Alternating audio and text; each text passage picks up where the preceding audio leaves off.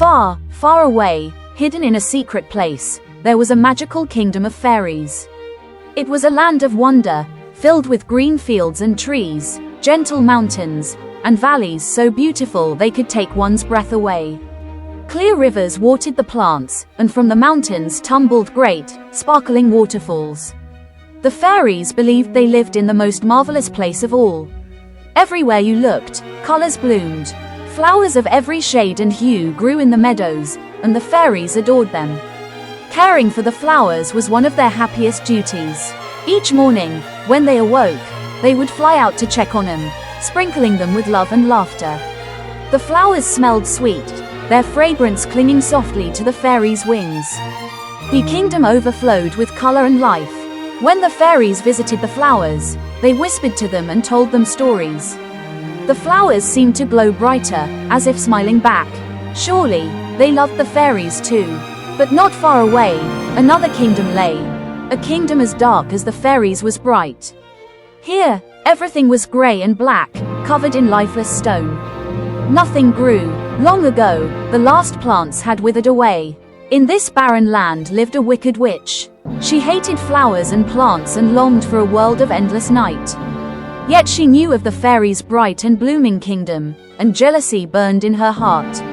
One night, standing before her mirror, she gathered the dead plants she had collected and began to chant a terrible spell. Her words twisted through the air, long and heavy with magic. The curse was strong, so strong it would destroy every flower, every leaf, and every tree in the fairy kingdom.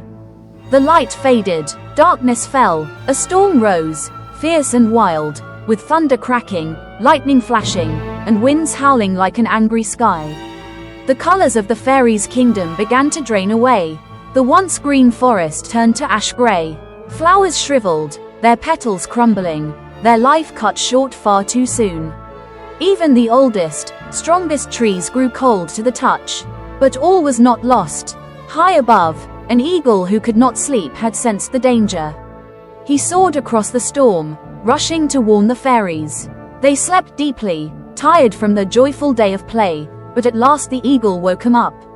Together, the fairies hurried into the forest, only to find it dark and sickly. The plants were weak, their colors fading. One by one, the flowers fell silent. The fairies wept, but they were not powerless. They too had magic. Rising into the air, the fairies scattered their magic dust across the forest. They sprinkled it on every flower, every leaf, every branch. As they worked, they sang songs of hope and joy to give the plants courage. Slowly, very slowly, the green returned. Color seeped back into the petals. Life crept once more into the trees. The fairies flew tirelessly, determined to save every last flower. And at last, thanks to their love and their magic, the kingdom bloomed again. Though they were weary, the fairies gathered together and decided to do something bold. They would bring a gift to the witch, for they believed, even in the darkest heart, there must be a spark of goodness. So they set out bravely, carrying with them a single, perfect rose. When they reached the witch's desolate land, they offered her the rose. She stared in astonishment. Never in her life had anyone given her a gift. And such a gift. The rose was so beautiful it softened her heart. The chains of bitterness broke, and the witch was transformed. No longer cruel, she became kind. Plants and flowers began to grow in her land, until it too was filled with color and light. From that day on, the witch was no longer feared but loved, a gentle queen who lived in harmony with the fairies. And from that day onward, the colors of flowers never again vanished from the world. Hello, I am Oscar Saavedra. I write books for children. You can find them on Amazon. I hope you like them. If you enjoy my videos, you can also subscribe to my channel to hear about new stories I create. Here is a list of some of the books I have written so far. All are available on Amazon. Most of them are available in English and Spanish. Just type my name in Amazon and one of the titles of my books and you should be able to find all of them. I hope you enjoy reading them.